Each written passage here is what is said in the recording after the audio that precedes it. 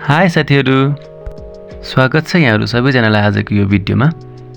सदा चाहिँ मैले आज साथेको चाउचाउको रेसिपी लिएर आएको छु। भिडियोमा देखिए जस्तै ट्वाक्क कसरी बनाएर खान सकिन्छ आज म तपाईलाई यो रेसिपीमा देखाउँदै छु।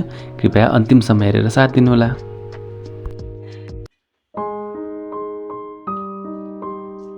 भिडियोमा देख्न सक्नुहुन्छ साथीहरु, हामीले साथेको चाउचाउ बनाउनको लागि लिएको छौं इन्ग्रेडियन्ट्सहरु।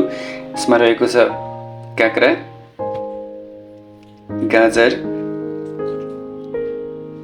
एउटा दानो टमाटर, एक दानो कागती, त्यसै गरी रहेको छ हामीसँग प्याज,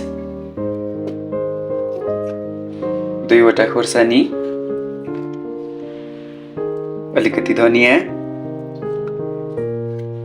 अलिकति भिजाको चना, 3 दाना उसिनेको आलु। त्यस्तै गरेर हामीले लिएको छौं 2वटा वाइवाईको क्विक चिकन पिज्जा।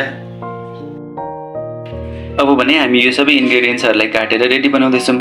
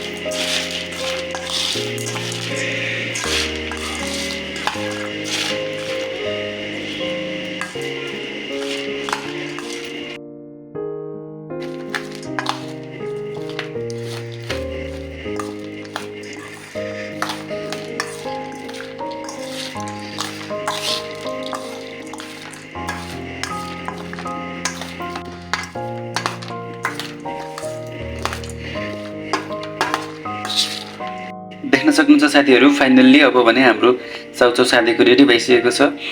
तपाईहरुलाई पनि यो रेसिपी मन पर्यो भने आफूले पनि घरमा झटपट बनाएर खान सक्नुहुन्छ। एकदम मिठो भएको छ। र साथीहरु, यदि हजुरहरु मेरो च्यानलमा नयाँ हुनुहुन्छ भने कृपया सब्स्क्राइब गरिदिनु होला।